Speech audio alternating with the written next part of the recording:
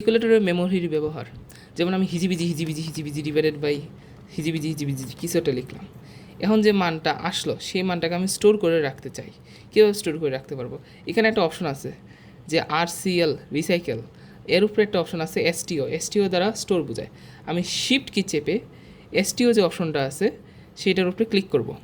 তারপর আমি এখানে ABCDEF তারপর XY বা M এই 9টা অপশনে যে কোনো একটাই ক্লিক করব। আমি প্রথমটায় ক্লিক করলাম, তাহলে এই যে মানটা এতে স্টোর হলো।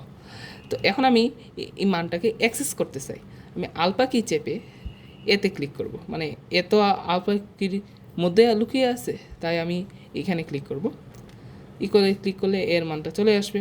অথবা আরেকটা অপশন হলো RCL রিসাইকেলে ক্লিক করে আমি যদি আবার এখানে ক্লিক করি তাহলে এর মানটা দেখিয়ে দিবে। এখন এর মানটা আমরা ব্যবহারও করতে পারি ইন্টু যে কোনো কিছু দিয়া ইকুয়ালে ক্লিক করলে এই যে এর মানটা ব্যবহারও হয়ে গেল। That's it.